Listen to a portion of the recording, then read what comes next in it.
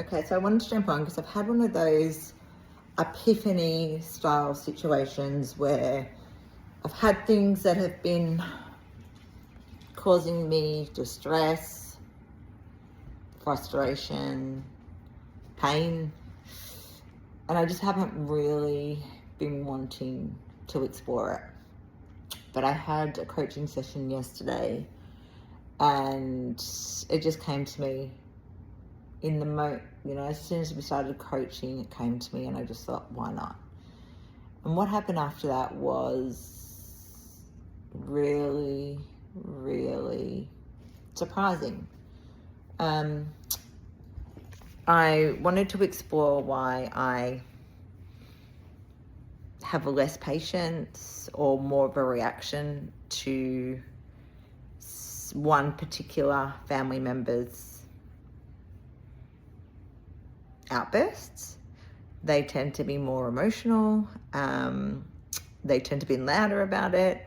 And for some reason, I find that really challenging. When I explored it further, I realized that when they get heightened, I get heightened. And it has just become an automatic response. And I really wanted to understand what was underneath that so that I could have awareness and then look to change it.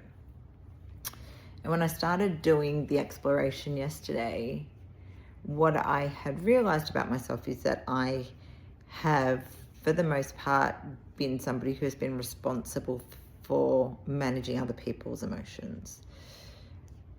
And I had two defaults. One was to save them from that emotional, and so if I knew what to do and I could save them, or the other one was to disassociate and to remove myself because it felt uncomfortable.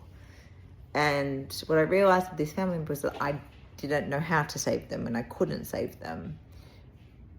And so that put a lot of, stress on the way that my nervous system would respond. And secondly, what I realized was that I didn't feel safe in my own exploration of feelings. And so there were maybe a couple of different types of responses that I had deemed to be okay or safe, and then the rest of my emotions I didn't. And so anytime one of those would come up, it would feel uncomfortable. And so especially lately, since I stopped taking my ADHD medication, I have found myself feeling like trying to fill that void. And that's been something that's really been bothering me, especially when it comes to exercise, because I loved exercise before. And so where this is going is that I was able to connect the dots with where I started in childhood and the patterns that I had developed there in regards to expressing emotion, and then how that has taken me into adulthood and how I have taken on certain roles that may or may not be helpful. And so all of that has given me so much insight as to why I would get triggered or allow myself to get triggered by somebody else's emotional response. And ultimately, what I've come to learn is that they're okay with having those emotional responses. It was me that wasn't. So it was my responsibility to change that for myself, not for somebody else. So I have been able to start coming at it from a very different place. It will still need work and changes and refinement, but what it has allowed me to do is actually just take a moment. And last night when we had some more heightened responses, I didn't find myself getting drawn into it.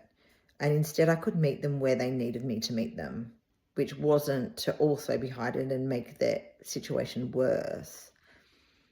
It was actually to create a safety in their emotional response and hold space for that.